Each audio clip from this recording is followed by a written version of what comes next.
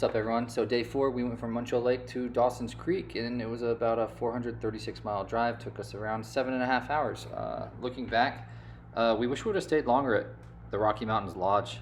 They had rooms in the main lodge, cabins, RV sites. It was by far the nicest place to stay inside Muncho Lake, and the weather was just perfect, really. They had a super good dinner that was cooked to order, gas, a sauna, a playground for the kids. They had laundry, but there was only really one washer for like all of the guests combined, and you had to ask the front desk for Canadian coins in order to operate them. So we didn't do laundry, but that was honestly like the only bad thing that I could find. There was also like local fishing and flight tours that you could book through the hotel. All in all, like that stay was a 10 out of 10, and by far the best place we've stayed at on the entire trip so far, and we're 11 days in right now while I'm recording this. So this is us driving out of Muncho Lake, and you pretty much just hug a mountainside and lake itself all the way out. And like the water is emerald green / blue. It's just a beautiful lake, and if that sun would have been over the mountain and we would have been leaving at lunchtime, this would even look more amazing than it does on this terrible GoPro while I'm driving. So this is the Toad River gas station. It's about 36 miles after Muncho Lake, and it pretty much is the worst part of the drive. You cross the Toad River Pass, and pretty much just like a shitty 45 to 60 miles of blind turns and up and down mountains with like no barriers on the side and things like that. So if your wife's like mine and has anxiety, brace yourself.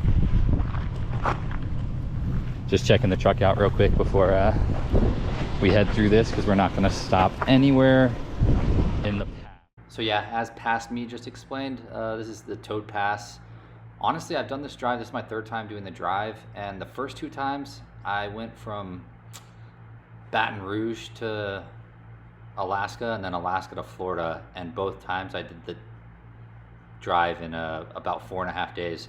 So I remember this being really terrible, but I think it was mostly the sleep deprivation and just like it usually being the second or end of the drive for me. I'd usually go from Destruction Bay all the way to Edmonton in one sitting, so roughly like 15 hours of driving or more, and you're able to do that in the summer months because the sun never freaking goes down up here. So yeah, doing this with my wife, I kind of like prepared her for the worst, and we came out of it on the backside, and she was like, "That was it?" And I was like, "That was it." So doing this with sleep makes it not that bad, and the views are great.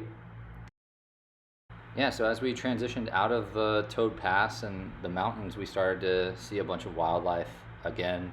Another herd of bison that were just crossing the road, so we just slowed down, let them cross, and then passed and tried to get a cool little video from the car. So I hope you guys like that my wife took from the passenger side.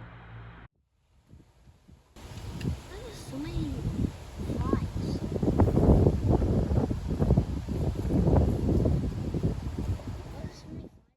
And then we kept going, and then lo and behold, about 50 miles later, we saw some caribou in the middle of the road. So that's pretty cool. The kids were really loving the back-to-back wildlife sightings, and it made the trip less anxious and just more enjoyable for the family. So that was great.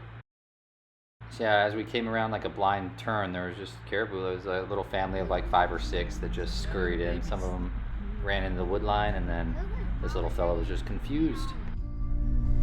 Are they? Hold on. Oh no, they're separated.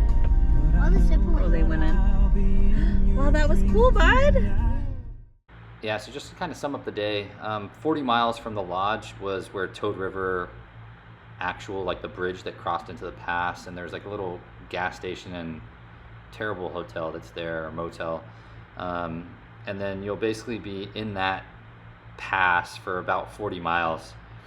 And then about 50 miles later from that gas station, there's Summit Lake, which is like pretty crazy. My wife described it as like shit your pants views coming down the mountain on the back end of the mountain range. And